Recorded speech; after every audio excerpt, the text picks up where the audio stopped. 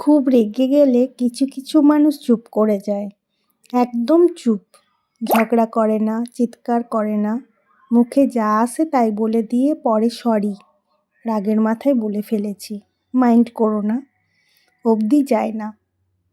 তারা বরং রাগ না কমা পর্যন্ত একটা নির্দিষ্ট দূরত্ব বজায় রাখে, নীরব থাকে, নিজের ভিতরের আগুন নিভে যাওয়ার অপেক্ষা করে, নিজেকে নিজেই বোঝায়, শান্ত করে, তারপর আবার ফেরত আসে। কেন বলুন তো?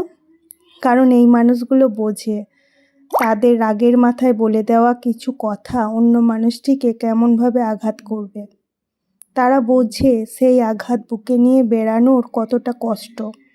তারা জানে শুধুমাত্র কথা আর ব্যবহার দিয়ে কীরকম মারাত্মকভাবে রাগের মাথাতেও সেন্সিবল থাকা, অন্য মানুষটার খারাপ লাগার কথা ভাবা, তার প্রতি অনুভূতিশীল থাকা সহজ নয়। যারা পারে তারা জানে কি ভীষণ কঠিন কাজ।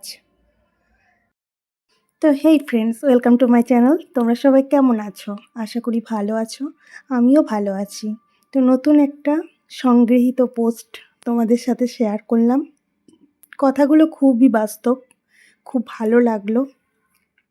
রাগ মানুষের জীবনে এমনই একটা অনুভূতি যে কোনো সম্পর্ক ভালোও করে দেয়, কোনো সম্পর্ক খারাপও করে দেয়। রাগের মাথায় কী যে আমরা বলে ফেলি, কী করে ফেলি, এটা আমরা নিজেরাও জানি না, কিন্তু পরে অনেক আফসোস করি।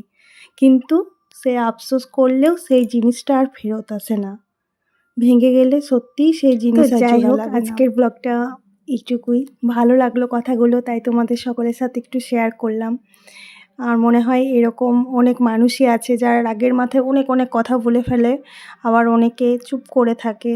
রাগের সময় মানুষ কী করে ফেলে নিজেও জানে না। তো যাই হোক, ব্লগটা ভালো লাগলে অবশ্যই লাইক, কমেন্ট, শেয়ার করো।